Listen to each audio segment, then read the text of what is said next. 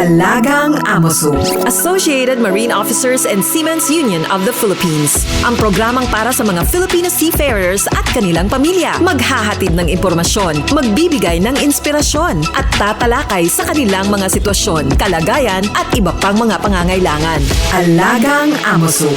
Kasama si Camille Simbulan dito sa Radyo Pilipinas World Service. Magandang araw po sa lahat ng ating mga tagapakinig, lalo na sa ating mga ka-Amosup. Nandito na naman po tayo sa Alagang Amosup, ang serbisyo publiko sa radyong hatid ng The Associated Marine Officers and Seamen's Union of the Philippines o Amosup at ng Radyo Pilipinas World Service. Sa ngalan na ating program host na si Ms. Camille Simbulan, ako po si Lara Sanuan. Sa programang ito ay ating pag-uusapan ang iba't ibang programs and welfare services ng Amosup para sa mga miyembro at dependents ng ating unyon. At nagpe-feature din tayo dito ng mga natatanging marino na maaaring magbahagi ng kanilang journey at sea. Tayo rin po ay live sa Radyo Pilipinas World Service Facebook page, kaya shout out po to all the members and dependents of Amosup.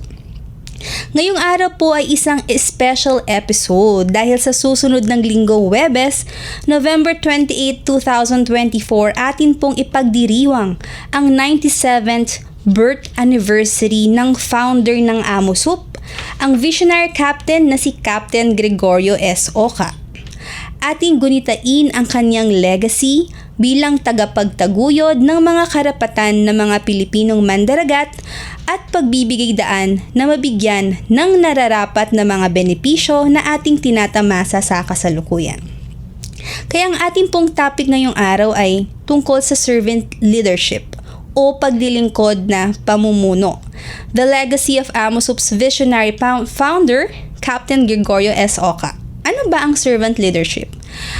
Para po sa kaalaman ng lahat, ito po ay leadership philosophy kung saan po nakafocus to sa serving others, empowering workers, and nurturing future leaders. Kaya ang ating special guest for today's Alagang Amosup episode ay more than 30 years na pong naninilbihan sa ating unyon bago po siya nagretiro. Siya rin ay nanungkulan kasamang ating late founder na si Captain Oca bilang Administrative Supervisor ng Amosup Provident Fund, Miss Regina Villansang na ating kilala bilang Ma'am Reggie.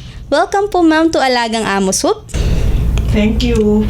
Magandang araw sa lahat ng manonood ng program na Alagang Amosup. Isa pong honor sa akin na maging panauhin sa programang ito.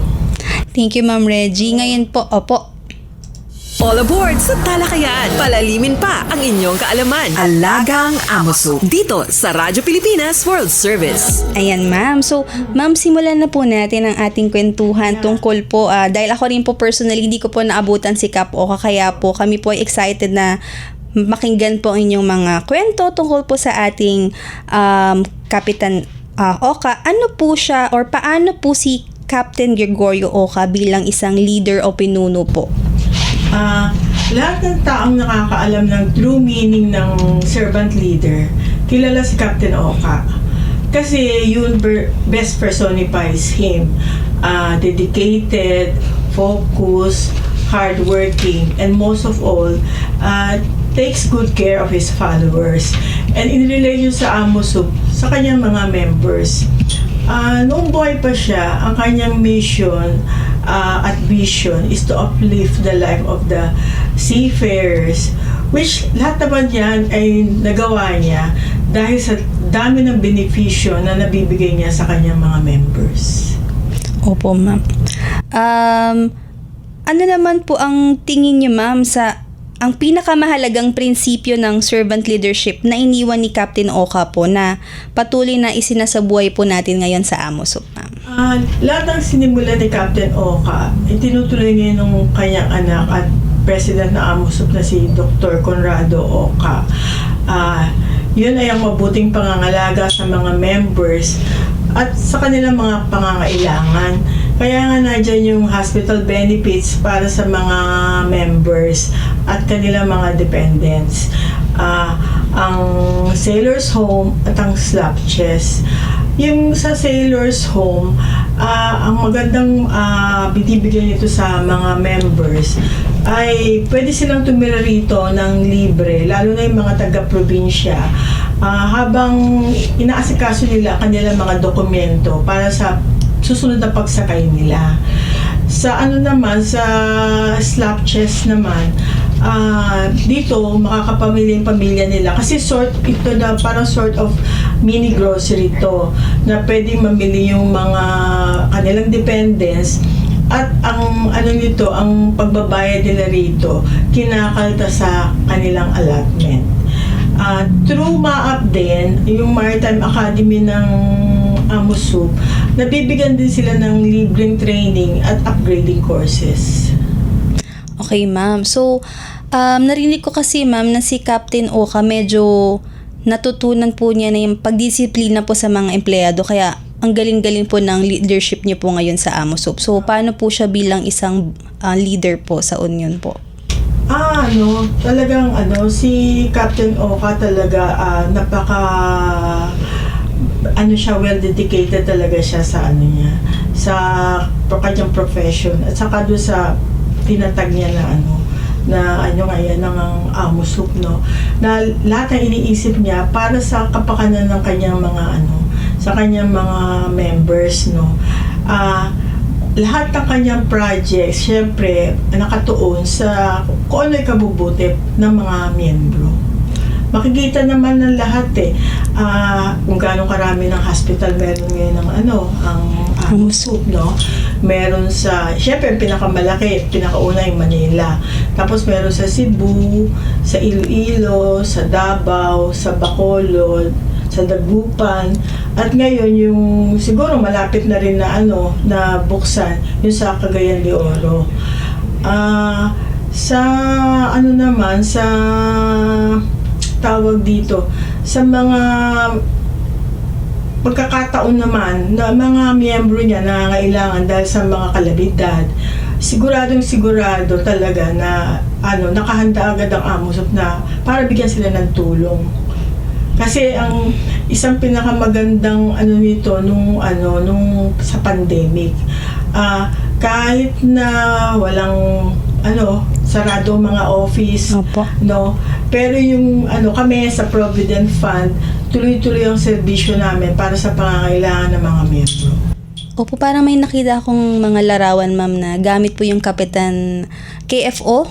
Ayan. Felix Oka po sa pagpunta po doon sa mga nasalanta po ng bagyo. Actually, ako nakapag-experience ako nung sa Aurora. As nagpunta kami doon, 3 beses kami nagpunta sa Aurora. Na ayun, dala namin yung mga bags na talagang may pangangailangan ng mga tao. Relief may goods mga po. bigas, mga canned goods, pati mga sa personal hygiene nila, mga sabon, mga tuwalya, lahat yan. 3 beses namin ginawa yan. At saka, ang ginawa pa ni Captain Oka, yung supposed to be Christmas party namin, sinabi niya sa lahat ng mga money agencies na yung bibigay na gift sa AMUSUP para sa raffle, i-divert dun sa aming project na yon na pagtulong. Kaya mga binigay ng mga agencies, syempre yung cash o kaya yung mga delata na inayos namin yon. At saka yung wala kaming Christmas party, yung kasi gastusin namin sa Christmas party nilagay din para dun sa pagtulong dun sa mga tao sa Aurora, Quezon. Okay, ma'am. So, isa pa, ma'am, sa mga narinig ko pong kwento, yung pagiging maaga po ni Cap. Parang meron pong daig pa ng maagap ang masipag. Talagang very applicable po kay Cap Oka. Maaari niyo po kaming kwentuhan tungkol doon, ma'am. Kaya ka doon, tawag dito yung mapapahiya ka sa kanya kahit na kunyari, alam mo, wala pang oras na, which is yung pasok na 8 o'clock. Siya, minsan 7:30 pa lang nandun. Kaya parang ang expectation niya, pag meron siyang, kasi tatrabaho agad siya expectation niya, kung sino man yung kailangan niya, expectation niya, dapat nandun. Kaya, kami nun, yung parang, masyado kaming, na, kasi ganun nga siya, na yung sobrang aga niya, parang, ang rin namin, dapat, nandun din kami. Kasi pag hinanap ka niya na, wala ka, parang ibang ano niya na hindi niya na i-realize na kasi wala pa naman hong 8 o'clock. Kasi po maaga po siya pumapasok. Oo. Masyado siyang kahit alam mo, hindi lang siya sa opisina. Kahit sa mga, sabihin natin, mga social, gatherings po. Maaga rin siya. Kaya, hindi uso kay Captain Oka yung parang huling-huling dumating, yung mga gano'n, yung mga grand entrance. Ay, Opo. hindi uso kay yan, kay Captain Oka yan. Nakakaya pong maliit pag Oo, andyan po si Cap Oka. So kapag kasama po siya sa mga bisita, kailangan mauna po tayo sa kanya dumating. Oo. Na ngayon din parang alam ko, parang ini-implement din ng anak niya di ba? Kasi ngayon kay Dr. Oka ang sa kanya. Pag sinabi na ang natin is 8 o'clock, di ba? Ang kay Doc, ang 8 o'clock na dumating ka is late. Ang sa kanya, ang tamang oras dapat mga 5 to 10 minutes before the before the time dapat nandun ka na. Siguro nagkukariri niya yung sa ng daddy niya. Kaya siya Kaya po naipapasa po yung mga good work Oo. ethics po ng mga empleyado ng AMSO. Tsaka alam ko naman si Doc na halos parang alam niya kung ano yung work ethics ng daddy niya. Kasi halos lahat ngayon kung ano yung papano nun si Captain Oka, ganun lang ginagawa niya. Although yung iba syempre na-enhance na niya or sabihin na natin na kasi sa modern times na rin, syempre, na rin, yung may mga pagbabago na rin. Pero yung pagbabago na mas ikakaganda ng union. Maaari niyo po ba kami magbahagi, ma'am, ng inyong mga pinakamaganda or hindi po malilimutang alaala ni Cap? Si Captain Oka ay naging malaking bahagi ng pamilya namin. Dahil sa opportunities na binigay niya sa akin at sa asawa ko, nabigyan namin ng magandang future yung dalawang anak namin. Masasabi ko without any doubt na lahat ng kung anong ano kami at meron kami ngayon, lahat yan utang na loob namin kay Captain Oka at sa kanyang pamilya. Kaya very, very grateful kami sa lahat ng mga blessings na ibinigay sa amin ni Captain Oka. Opo, parang kitang-kita ko rin po yan sa mga ngayon pong mga empleyado po ng AMOSUP na talaga pong nagtatagal po sa AMOSUP bilang staff o membro or mga ating mga empleyado po dito sa AMOSUP. Ayan ma'am, so ayun po yung mga naitulong po ni Captain Oka po sa ating mga hindi lang po sa mga miyembro pero sa kapwa po niyang mga nakakatrabaho po sa pag-build ng union. So katulad kayo ma'am, isa po kayo sa mga pamunuan ng AMOSUP. So may madagdag pa kayo ma'am sa mga hindi niyo po malilimutang alaala ni Captain Oka na maaari niyo pong maibahagi sa amin. Alam mo, si Captain Oka, napaka-generous na tao. Hindi lang naman sa mga miyembro niya, sa mga empleyado niya. Alam ko rin sa mga taong yung mga pangkaraniwang tao, no? Yun nga, yung isang niya, napakasimple lang nito, pero yung ting umaga doon sa harap ng Siemens Center, meron dyan nagigna ng taho. Kasi kaya naman siya dyan pumapwesto, kasi yung katapat ng Siemens Center, yun ang Sailor's Home. Kaya siya dyan tumatapat. Kasi yung mga members, bumibili sa kanya ng taho sa umaga, yung pang breakfast, ganyan. Since maaga nga dumadating si Captain Oka, pag nakita niya yan, tatawagin niya yan, tanong niya agad, magkano ba lahat yan, yung tinta mong taho? Tanong sa kanya, gano'n. Syempre, kunyari, that time alam ko less than 500 pesos yan. Sabi niya, sige, sabi niya, bibiling ko na lahat yan. Sabi, bigyan mo lahat yung mga tao dito. Ngayon, tatawagin niya yung mga yung shares sa tapat na sa Sailor's Home. Sabi niya, tawagin mo lahat ng members dito, papuntahin dito sa sa magtataho para bigyan sila, ganyan. Basta kung anong gusto nila kumain sila ng kumain, gano'n. Tapos pag akyat niya sa center, sasabihin, lahat ng mga empleyado pababain dun sa dun sa labas, sabi, para kumuha ng taho pang breakfast, ganyan. Kaya yung taho vendor, pagka si Kap nakikita niya na sa umaga na natutuwa siya kasi alam niya yung na siya for the day, na siya sold out na yung kanyang yung kanyang paninda. Opo. Tapos ang isa pa sa nare-remember ko naman, ito na kwento lang sa akin. Kahit hindi naman ako kasama doon, pero yung kasama niya ay close sa akin. May pinuntang patay na kamag-anak si Captain Oka. Tapos after that, tumuloy sila sa isang kainan. Ganon. Yung ngayon, di ba, meron dyan sa, niya, yung yung kumakanta na mga 3 tao na sa grupo, ganyan.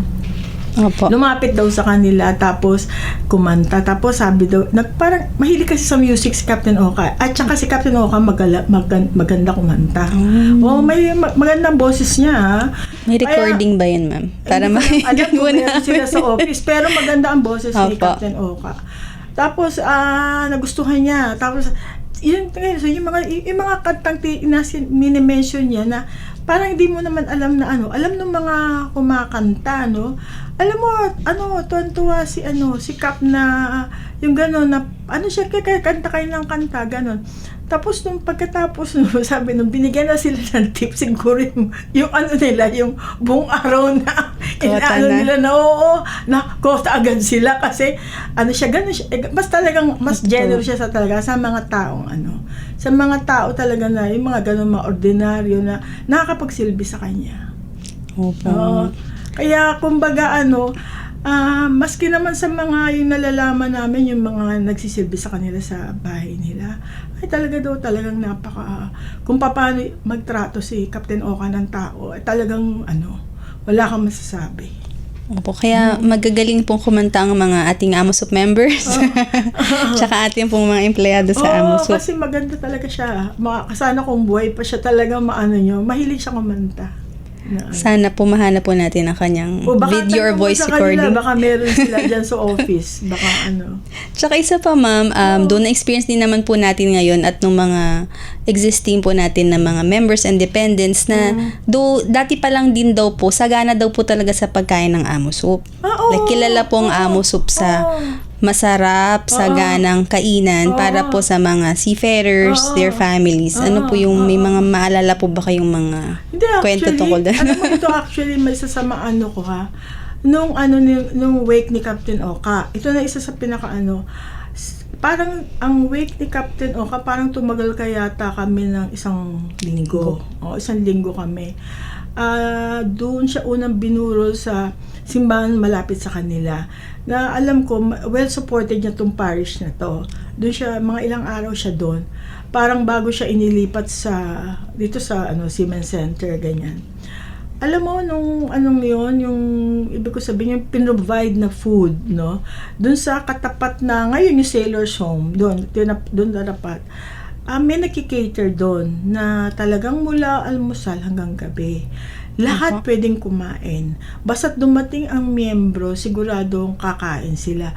Kasi ganun katagal nag-cater sa amin yung yung nag-provide ng talaga ng pagkain.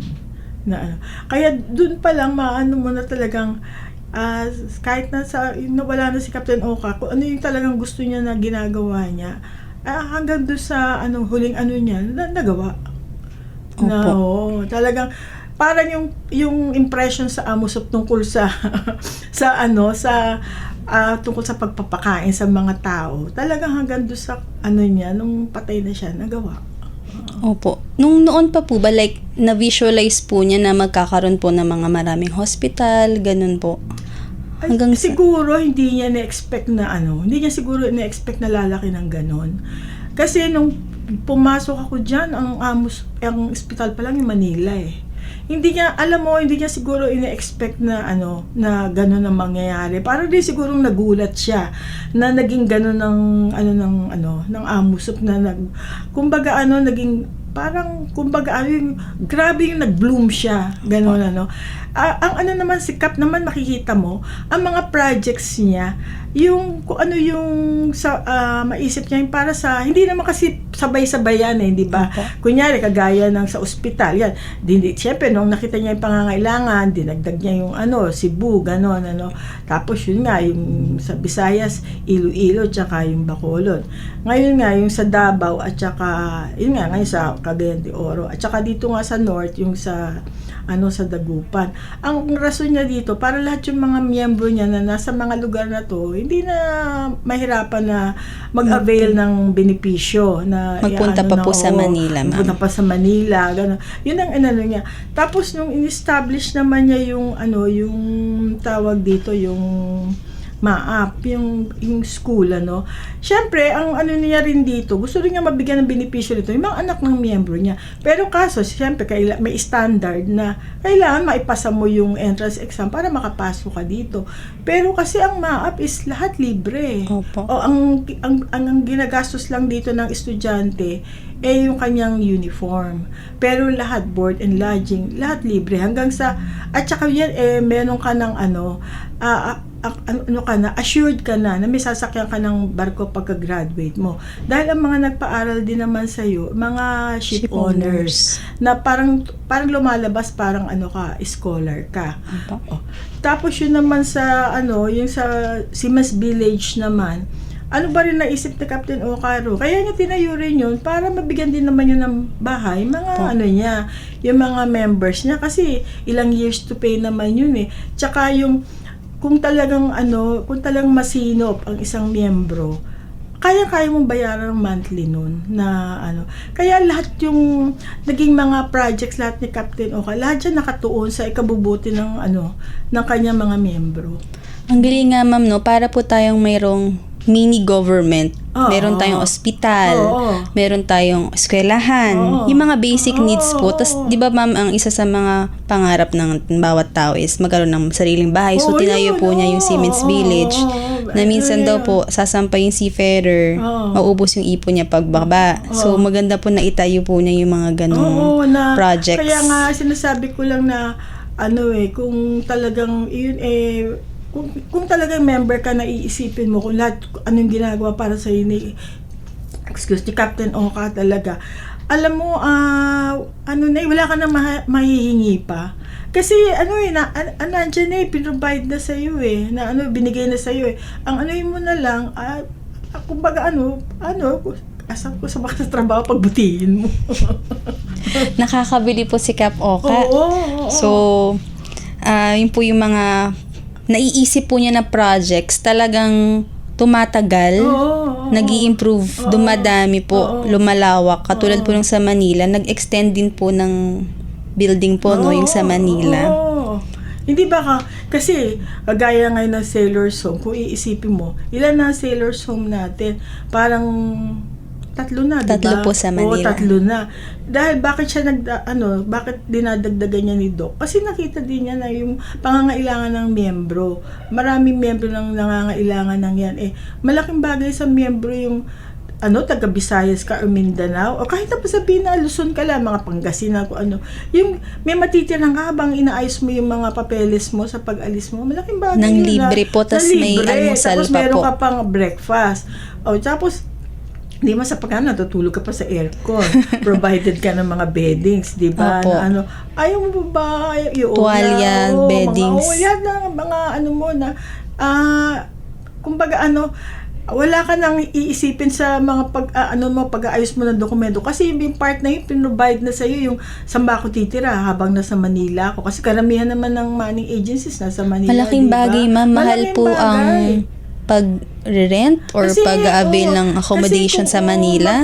Mahal po. Isipin mo, yung bang yung mga bang tawag sa gano'n, yung nag-stay ka lang ng overnight, tapos magkano ba per night niyan? Hindi palagay ko, hindi bumababa ng tingin mo 500 pesos siguro. Sa iba pong lugar, ma'am? Dyan na sa Intramuros, ang dami-dami dyan, ganyan din Bukod pa, kasi pag hindi na kumakasya sa atin, minsan napipilitan silang pumunta doon sa mga gano'n palagay ko, at the most siguro baka 500 a night din siguro. Opo, yun, siguro no? po yung pinaka at most. Oo. Ngayon po mayroon po tayong 1,000 bed capacity ng Sailor's Home. Oo. Pero kasalukuyan po nire-renovate yung Ayun, main. oo. Yun po ba yung pinakaluma natin, ma'am? Oo, yun ang pinakauna. Yun Opo. ang pinakauna eh. O, pero yung kagaya niyan, yung ding, alam din naman nila yung need na pagkailangan ng i-renovate. Siyempre, over the years, kahit na paanong sabihin mo, na-depreciate din yan. O. Actually, ngayon, ang para lumalabas sa atin, di ba yung building ngayon na kung saan kami nag-o-office, hindi ba yun newly renovated? O tapos yung isa naman building doon ay newly built, yung katabi ng Slapches. O ito naman nga yung pinakauna, ngayon, full renovation. O. Opo. Okay, ano ba yun? Sino ba makikinabang lahat? Lahat naman yun ang Miyembro po. makikinabang, miyembro eh. Kaya kung ikaw ay, miyembro ka, mapapaisip ka na, tawag dito yung, parang, hindi ako doon sa sinasabi na nga binabayad na yun yung dues sa kanila ng principal nila, Kasi lahat bumabalik din naman sa bumabalik din naman sa kanila. Tsaka ito masasabi ko yung mga ilang beses na rin naman ako napadala sa mga actually kung ano ba tawag sa mga mga seminars or something sa labas sa ibang bansa na ang karamihan ng mga delegates taga-taga ibang union ng iba-ibang bansa, Pagka nagkaroon na kami ng mga groupings at usually ang pinag-uusapan na kung ano yung union mo, walang makakapagsabi na lahat sila pag sinabi ko napapatanga sila kung anong binibigay na benepisyo ng AMUSUP. Walang union ako makakapagsabi ako na walang union na nakakapagbigay ng ganun kundi AMUSUP lang. Kaya nga, ma'am, talagang proud to be mga ka-AMUSUP. Alam mo talagang mangyayari talaga, hindi naman sa taas ulo ka doon. Na kung ikaw taga-AMUSUP, ay taas ulo ka talaga doon. Dahil alam mo na lahat silang masasabi na ganun. Kagaya na kung anong meron na binibigay tayo. Opo, proud to be AMUSUP po tayong lahat, ma'am. Oo. Panghuli na lang, Ma'am Reggie. Sa inyo pong pagkakakilala kay Kap Oka, ano po yung mga aral o inyong mga natutunan sa kanya na maaari po nating ibahagi sa kasalukuyang henerasyon po ng mga seafarers at sa buong pamunuan po ng AMUSUP? Alam mo, for sure, ang pag-unlad ng AMUSUP, tuloy-tuloy yan kung patuloy din isasabuhay yung legacy ni Captain Oka. Gaya nga na nasabi ko, si Captain Oka ay napaka-hardworking, grabe ang dedication niya sa trabaho. At yun nga yung nabanggit mo na actually bira siya mag-absent at yung at lagi siyang maaga sa office, Opo. Na yung mga katangian na sana i-emulate lahat ng employees ng AMUSUP para sa patuloy na tagumpay ng union, Sa mga seafarers naman, na lagi nilang isaisip yung malasakit sa kanila ni Captain Oka, na hindi lang sa kanila, pati rin sa kanilang mga pamilya, Yes, na sana wag nilang sayangin ito, pagbutihin din nila yung trabaho nila sa barko para manatili ang mga Pilipino as the most preferred seafarers by ship owners worldwide. Ito pinakamagandang tribute na mabibigay nila kay Captain Oka. Yan, ma'am. Salamat po. Only po, just recap po, So, ang ating pong mahal na Kapitan Gregorio Oka, sana po tayo ay maging maagap, dedicated, focus, hardworking, may malasakit po sa ating mga membro, sa ating mga dependents, kapamilya, at inuuna po ang welfare ng iba po. More than po sa kanya bilang isang leader po ng union. Dahil ngayon po, lumaki na po na AMUSUP, meron mo tayong more than 100,000 members. So, we're really proud to be AMUSUP. Walang maiiwan kasama nyo kahit saan dahil pamilya tayo dito. Alagang AMUSUP. Sa Radyo Pilipinas World Service. Ayan po, so muli tayo po ay malaking pasasalamat po sa ating mahal na panauhin, Ma'am Reggie. Meron lang po tayong promotion and recap for our AMUSUP Contact Center. So sa ating mga miyembro po na gusto pong kumontak po sa AMUSUP, sa inyong mga katanungan sa ating mga programa, pwede po kayong kumontak sa AMUSUP Contact Center sa +63285278491 hanggang 98 simula alas 8 ng umaga hanggang alas 5 ng hapon po. At dahil po ngayon, dahil madalas po wala na po mga landline, so ngayon po pwede na po silang tumawag, ma'am, using mobile numbers. Globe and Smart po. For Globe, +63945-795-5345. At para naman po sa mga gustong tumawag sa Smart, +63920-437-1496. At gusto din po namin anyayahan lahat na mag-like and follow po para mapanood din po nila itong ating palabas dito po sa Radyo Pilipinas.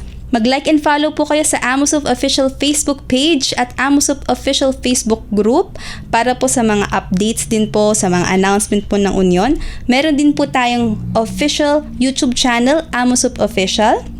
At para po sa mga buong detalye tungkol sa Union, meron po tayong website, www.amosup.org.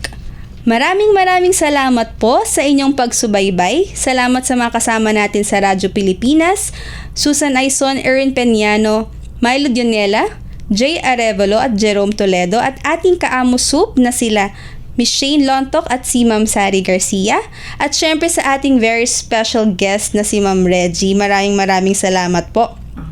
Marami po tayong aral natutunan tungkol po kay Captain Oka, na pag-alaman po about tungkol po sa kanya at tungkol po sa pagtatayo po ng Union bilang isang leader.